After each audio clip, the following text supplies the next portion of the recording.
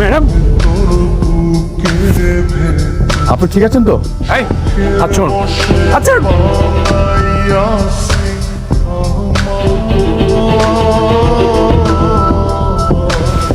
আপনি জানেন? হ্যাঁ, আপনি কাকে ফোন বলছেন? আপনি জানেন উনি কে?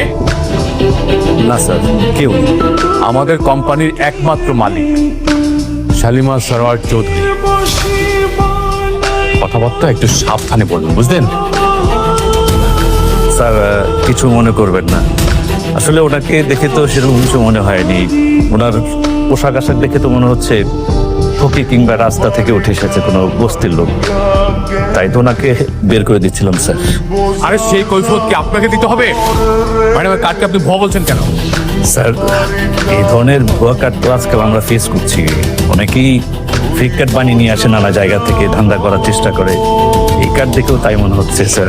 তাছাড়া এই ধরনের কার্ড তো, এলিট কার্ড তো আমরা ম্যাক্সিমাম কয়েকজন বিজনেসম্যানকে পুরো দেশের মধ্যে দিয়ে থাকি। ওনার কাছ থেকে এরকম কার্ডটা এক্সপেক্ট করতে পারছি না স্যার। আপনি সরি বলুন, ওনাকে সরি বলুন। Sorry madam. আসুন, ভবিষ্যতে যদি এরকম কারোর সাথে খারাপ ব্যবহার করেন তাহলে আপনার মেরুদণ্ড হাড় ভেঙে ওই রাস্তায় বসিয়ে দেবো। আপনি বলে থাকেন। চলুন না, চলুন।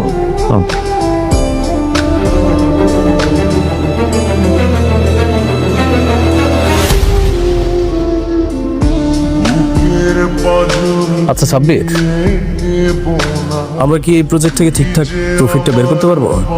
স্যার নর্মালি কিন্তু আমরা এখান থেকে 40% প্রফিট পাবো, যদি আপনি চান তাহলে আমরা এখান থেকে 50% পর্যন্ত দিতে পারি। কিন্তু বিল্ডিংটা একটু নড়বড়ে বুঝতে পারো। আরে সমস্যা নেই, শোনো, তুমি একটা কাজ করো, তুমি এই প্ল্যানটাই করো যেটাতে আমরা 50% প্রফিট পাবো। বাবা দেখি ইদানিং খুব ব্যস্ত নাকি? যখনই দেখি সারাক্ষণ দেখি কাজ কাজ আর কাজ। না আঙ্কেল, একটা নতুন প্রজেক্টের পিছনে ছুটছি। আচ্ছা এই প্রজেক্টটা যদি কোনোভাবে পেয়ে যাই না, তাহলে সব খরচ বাদ দিয়েও প্রায় 100 কোটি টাকার মতো প্রফিট থাকবে। 100 কোটি টাকা? আচ্ছা আচ্ছা, হ্যাঁ 100 কোটি টাকা, অনেক কোটি টাকা, অনেক টাকা। এটা হচ্ছে শালিমা বিল্ডার্স গ্রুপের নতুন প্রজেক্ট। আচ্ছা সাব্বির, তুমি তাহলে ওই ডিজাইনটাই করো, যাও যেটা বললাম। ওকে, আমি একটু কথা বলি। Okay sir.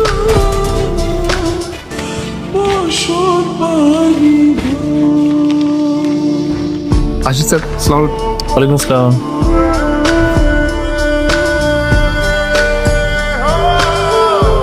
বলতেছিলাম কি বাবা, মানে ধরো অনেক বড় কাজ তো, 100 কোটি টাকা। মানে তুমি কি কোনোভাবে আমার ওই যে তোমার সঙ্গে রাখতে পারো না? মানে ওই যে ধরো তোমার ছোটখাটো কাজগুলি করলাম, মানে যেহেতু অনেক বড় কাজ। না, আপনি ভালো বলেছেন, আপনি থাকলে বরং কাজ আমার জন্য অনেক সহজ হয়ে যায়। আচ্ছা, অন্তত আমি ওদেরকে দেখাতে পারবো যে আমি একা নই। হ্যাঁ বাবাজি, একটা ভালো কাজ করার আগে তুমি আমার শান্তারে বিয়ে করে ফেললে ভালো হতো না?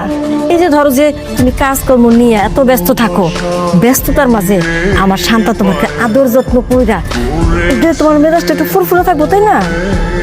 আপনারা না শুধু সবসময় বিয়ে বিয়ে করেন, আমি একটা জিনিস কিছুই বুঝি না। এখানে দেখতে পাচ্ছেন না আপনি একটা কত বড় প্রজেক্ট সম্পর্কে আলোচনা হচ্ছে, সেখানে আপনি বিয়েটা ঢুকে গেলেন।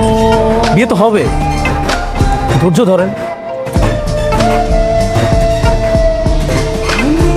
আমার না এটা জানি কেমন আগে কেমন কোনো কিছু হয়, বাচ্চা মানুষ একটা কাজ করতেছে, এর মধ্যে করবে, বিয়ে করবো, অসুবিধা নেই।